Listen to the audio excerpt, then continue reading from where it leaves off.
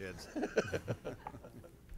But what about that, the ability to sustain? It takes a lot of effort, time, and people like Mike and David, et cetera. Yeah, I mean, it was shocking. This is the 20th year of my partnership with Dave. And, of course, Mike and I, we've been together now, I don't know, 6 years or so, I think. And of course, Graham's been with Mike for a number of years prior to that. So, but the 20th anniversary here for Rahal Letterman Lanigan is, I didn't quite realize it was that long. And, you know, and of course, it would be a lot more. There were a few years that we weren't here, unfortunately. But I mean, if you count then how many years I've been coming here as a driver, then I hate to tell you how long it's been. So it's, yeah, it's pretty amazing. I mean, it's a thrill to be here. Every year it gets even, and frankly for me, every year it gets to be even more of a thrill. And so I'm just excited to be a part of it once again. Always good to have you. Mike and your Lanco group of companies have been involved in this sport. Just tell us about the crossover with racing and your business interest and how those all seem to work together for you. Yeah, we started getting involved with the Indianapolis Motor Speedway in 1992 as a sponsor, and been doing it ever since, not only as a sponsor but as a team owner. But initially we were like any other sponsor. What's the exposure? You know, how many eyeballs do we get for the money that we spend? And it really evolved into a couple different benefits, big benefits for us, quite frankly. I'll give you an example. Manitowoc will be the title sponsor for Oriole. I mean, their goal, they manufacture construction cranes that cost anywhere from $300,000 to $10 million each. Their situation is not only do they want the exposure for the TV coverage, but also they want to build relationships with their customers. And what they do and what my family company does is we bring people to the track. We give them an experience of being a VIP. We literally take them into a world like being in the dugout of the New York Yankees. We talk to the drivers, we invite the spouses, and we give them an experience that no one else can give them. And in my world, people buy from people. So when we build relationships, hopefully that works for us, and it does. And continue to do business with our big customers, as well as using it for employees. And you know, after 25 years of doing this, it really works for us in a very big way. That's a great explanation, Mike. Take a look at Graham now, and we'll be piloting the Steak and Shake Delara again, Honda powered. Graham, as I think about your first days here at the Speedway, and we were so looking forward to having you, given the fact that we enjoyed watching your father race. I know this is a big deal to you to win this race, and I would think you've got to take a lot from the fact that you really drove from the back to the front in the Grand Prix. That had to make you feel pretty good. Well, I mean, I think it's good, you know, momentum for the team. The guys have worked extremely hard this year, and as everybody knows, the results haven't necessarily come easy for us. A little bit of underperforming and a little bit of bad luck kind of mixed in there, and so yes, it was nice in the Grand Prix to charge to the front, and you know, I wish we could start up front, because I think we could win a lot of races. Obviously, that one being one, but you know, we were able to work our way through, and you know, it's really led us into a solid week here.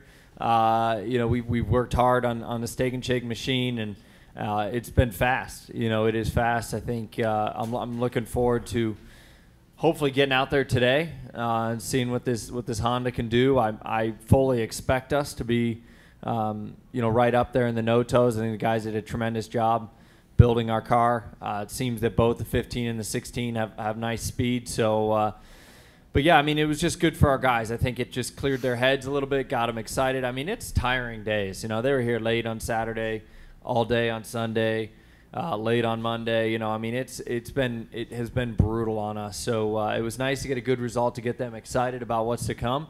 And hopefully we can have a good, smooth, fast next couple of days. And, you know, qualifying here, as Juan said a minute ago, it's not the most important thing. But with the points that they give out now, it killed us last year. So we need to make sure that we've got a pretty good, you know, run over the next couple of days for sure. Oriole, I'm taking a look at you, and I think just the epitome of a professional race driver. And we've always enjoyed having you at Indianapolis. I think that's true for fans, officials, and peers alike.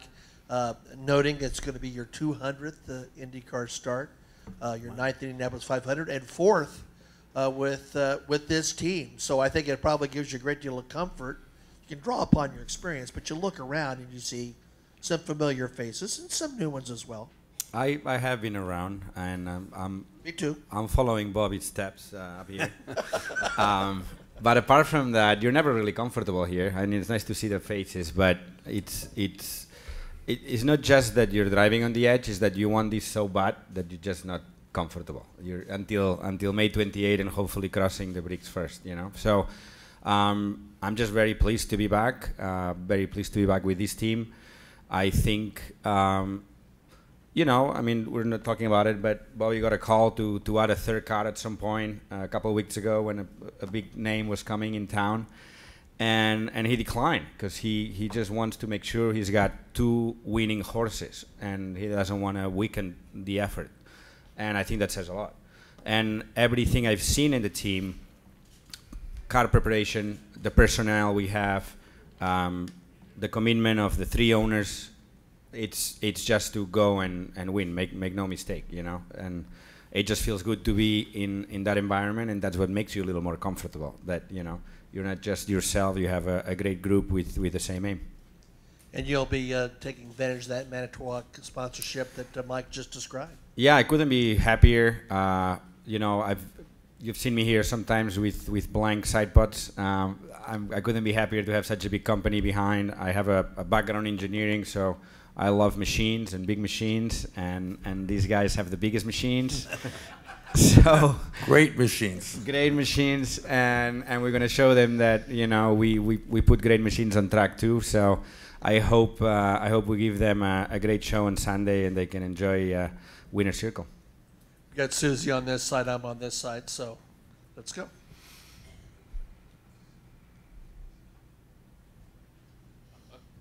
This one's for Graham. We've talked in the past about the lack of a teammate in speed. Well, now you guys are up on the no-toe list, and Orioles here. Is that a coincidence, or is that a relation that the teammate have ideas bounced off of? And with points available, would that get in the fast line kind of make up for the qualifying results earlier in the year? Well, I mean, first of all, it's been awesome to have Oriole, because I think from the first laps that we turned, our feel of the car was identical. And to have, just a guy like Oriole confirm that, not that anybody in this team ever doubts each other or doubts me or anything else, but it helps a lot that we can then hammer on down the same path, work on the car, try to achieve the same goals. Yes, as a single car, that's more difficult for sure. But when we started out, right away, we felt the exact same things in the same corners and everything. So it was nice to be able to work on that. Have we completely solved some of those issues? No, but I think we've made a lot of big strides. I think the biggest thing is when you look at the no-toe sheets, I mean, the cars are built very well. And, our guys have done a tremendous job, putting these machines together.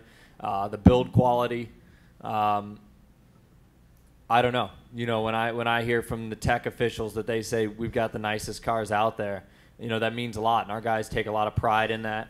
And I think that you see that on the speed. So, we haven't even really on our car at least trimmed out that much yet. So I'm pretty pleased with what I see. But, Oriole's a great addition. And I think Dad will tell you that I have continuously pushed, to try to get him here with us.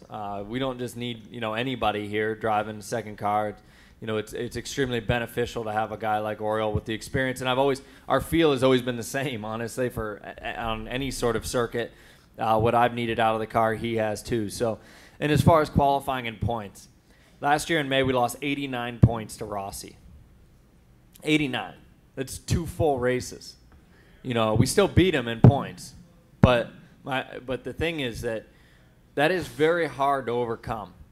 And if we can be more competitive this year, we let ourselves down a bad path last year. I think we're obviously a lot better off already this year.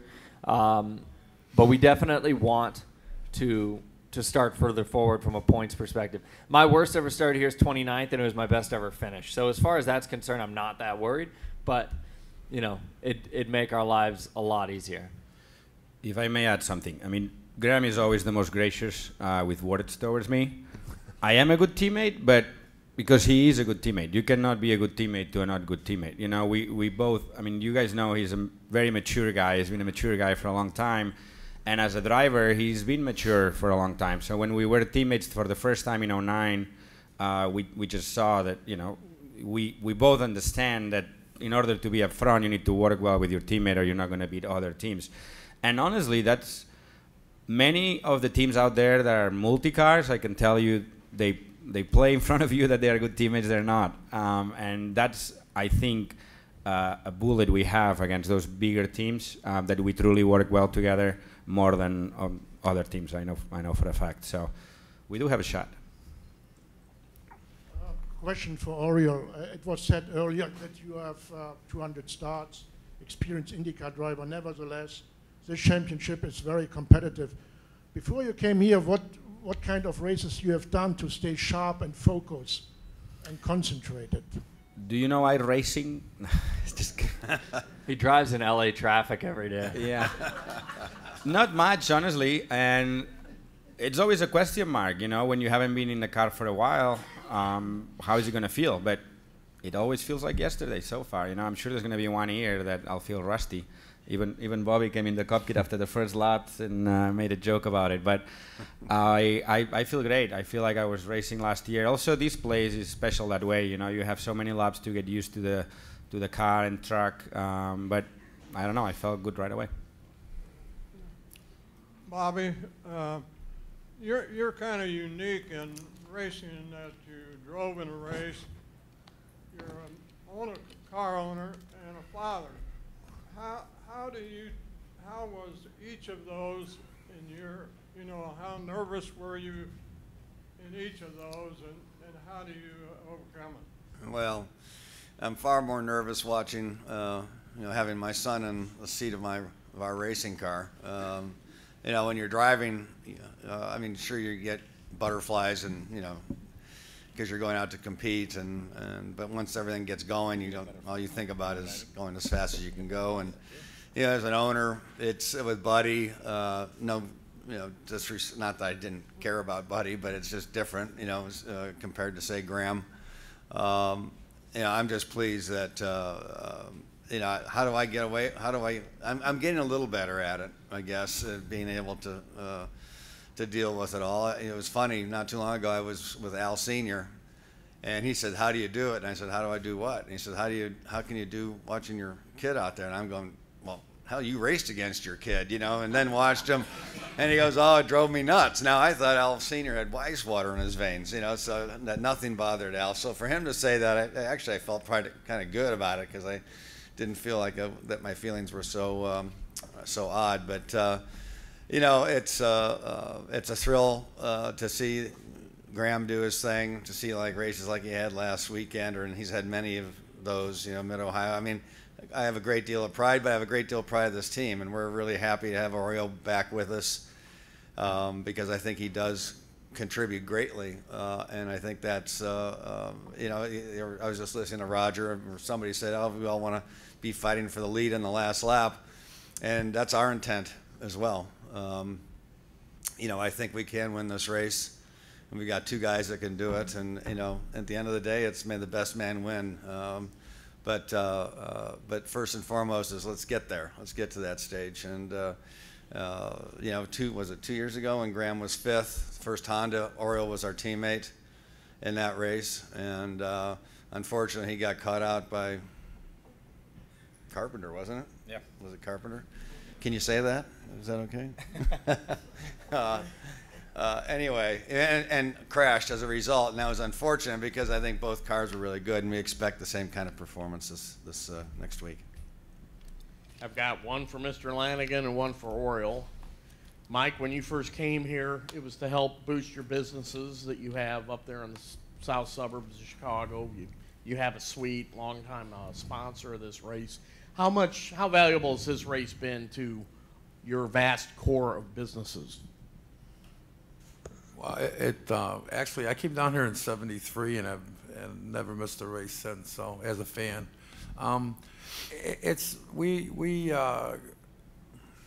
put our whole marketing budget and emphasis on the whole year with open wheel racing. And I said earlier, I mean, it's evolved into building better relationships, evolved into, because of the capital equipment we sell. But quite frankly, the biggest thing that I really get a charge out of is I got my customers rooting for my car on Sundays. Now, how many people can say that their clients are thinking about you on Sundays? That's something you can't put a number to. I mean, you really think about it. It's unbelievable. And for us, it works tremendous. And yes, 85% of the 20 companies that we have evolves around this racing. And how many people do you have in your suite for the month? Well, the days are shorter now. I mean, the shorter days. We probably have 700 or 800 in the month of May. Back when it was a whole month of May, we'd have 2,000 people. And like I said earlier, bring your wives, bring your kids.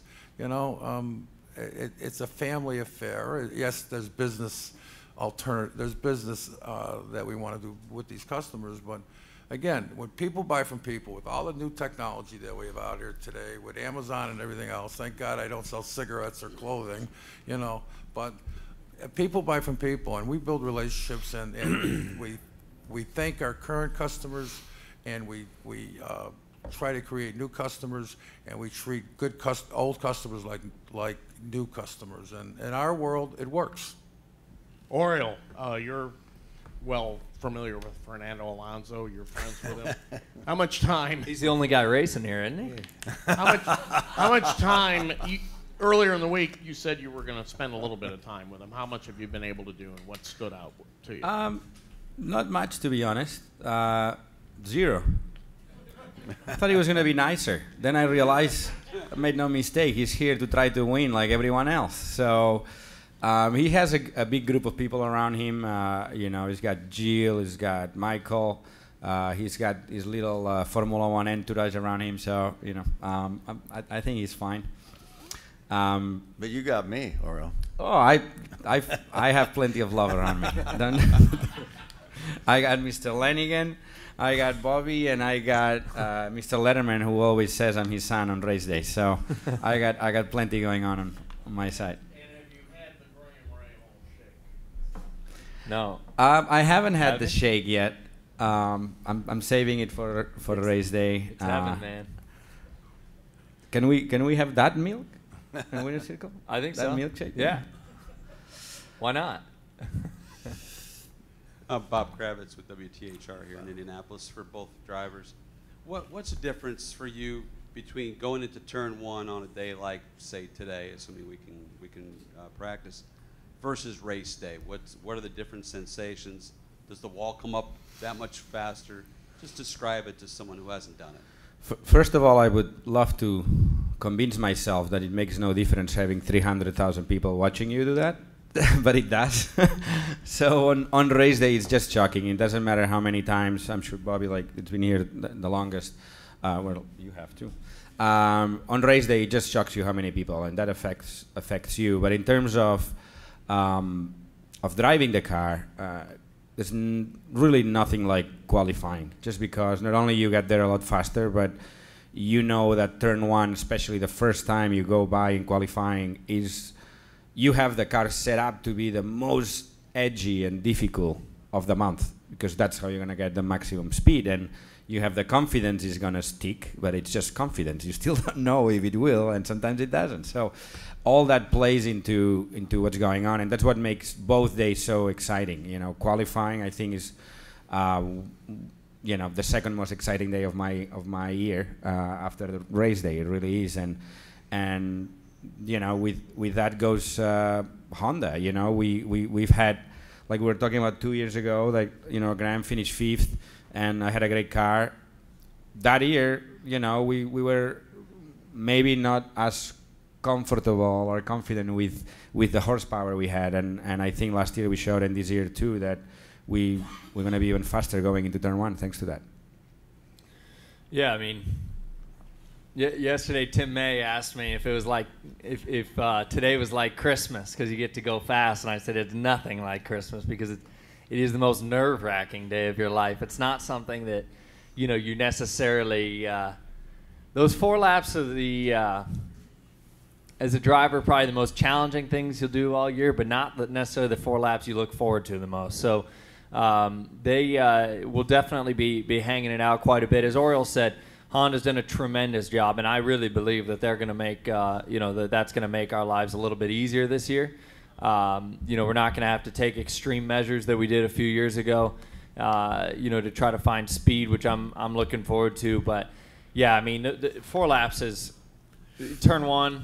It's intimidating no matter what, but qualifying is just intense. That's the best way to put it. And then, of course, you come back for carb day, you come back for race day, and it's going to be full. I mean, it feels like you're driving down a tunnel when you go into one, and when you go in, I mean, heck, I started, I think, 11th my rookie year or something. I was pumping the brake pedal going into one. Just the draft pulls you along so aggressively compared to anything that you've ever seen or witnessed or experienced before. So all of that is kind of part of it. But I don't know. For me, qualifying is always the most intense thing that you can do around here. We've got 2 questions queued up on that side, and that'll be it for this group. This is for Bobby and Graham. It seems like the only thing that race fans enjoy more than tradition is family, and we're talking about family here today with you guys. When you win, you reflect on special moments and special members of the family. Graham, for you and your dad, you're coming down on the final lap and you're going to win the Indianapolis 500. I've got to believe at some point, for you in the car and your dad on pit road, you're going to reflect on your grandfather and what he meant. Share with us, since we won't be able to talk to you at that point, share with us what we can tell the millions watching on ABC that you're thinking about, and Bobby as well in the pits, about your dad. Well, I mean, obviously, my grandpa will come to mind. But this is, I got to say, that a big part and a big reason, for my love of racing is the family aspect to it. And I think Dad has said all along, and I think that's the way that we approach our team. It's a family atmosphere. It is a family group. This is a small, tight-knit, and I've driven for other teams that aren't that way. So it's always been, great to be here, to be a part of it. But, I grew up coming to the racetrack. I grew up coming here, going to Mid-Ohio, going to Cleveland, Elkhart Lake, all these places with my siblings, with my grandparents, with my mom, my dad, my uncle, everybody, it's, I think, and trust me, I've thought about it, and you try to not, I want to actually live it versus just dream it. But, for us, and I've always, Dad and I have talked about this many times, to win Indy would be special, but to win Indy together would mean more than you could really put into words. As you guys know, there's only been one other father-son to ever do this. And it's a guy who, a family, and Al Jr., one of my dad's, greatest friends in racing. And as I told Al the other day, I hope that we're the second. And I'm excited for that challenge. And, trust me, my grandfather, he started our passion, our love for racing, but my grandmother equally, when we used to go to their house, and they had every single race on tape. And that was like our tradition. When we go to our grandparents' house, we put in a race tape, we'd watch Dad, wherever, typically only if he did well. I didn't want to see the ones he didn't. But those were experiences as a little kid that I will never, ever, ever, ever forget. But my grandmother, she could always tell you, I mean, it was unbelievable. She'd tell you 1971, Sebring, Porsche 906, we ran this lap time or this or that, and it was like, I can't remember what lap time I did last week, and she could remember everything, and so it really is family, and the Lanigans have become family, for me. I've driven for Mike since 2006 in Formula Atlantic, so this is, it would mean the world to us, far more than if I could win it for anybody else. If we could all win it together, it would mean a heck of a lot. Well, for me, I think when you brought that up, Jerry, I got chills over that, just the idea, right? Because I'm not sure quite how I'd react. I mean, you'd be happy, obviously, but it would be a shame, because I would love to, in the sense, I'd love to have my father to have seen that, and we've been close at times. Of course, winning Mid Ohio and the other races that Graham's won. My dad was very proud of that. It would, but again, it's just a testament to him, and to, without him, none of this would have happened. Never would have gotten it. I'm sure we never would have gotten introduced the whole idea of motorsports and racing, and so it's been a thrill, even to this point, the good times and the bad times, and he's here in spirit and what have you, and my mother, and we'll make sure we do a good job for him. And but the one thing I always wonder is, when I won in '86, I was building a house in Columbus, and my dad couldn't make it here. He'd had back surgery, and I called him up and I said, can you believe it? We won the Indy 500, and he goes, well, now you can pay for that damn house. And not congrats, not, Sounds familiar. So I'm pretty sure he wouldn't say the same to Graham. I think he'd probably say congrats. So anyway, let's hope we have to live that experience. I mean, we're working hard to do this. We have a very good team, I think. We've shown that the last several years. We have great engineering. Maybe we haven't had some of the results this year, but we qualified 6th at Long Beach, running 4th and 5th at the end and get a flat tire. I mean, what are you going to do? That's the roll of the dice sometimes. But we have a good team, and we got 2 good racers, and I think that we've got a good chance at figuring just to win in the winning of this race. Final question. I'm going to embrace my inner Wolfgang and ask 2 questions, actually.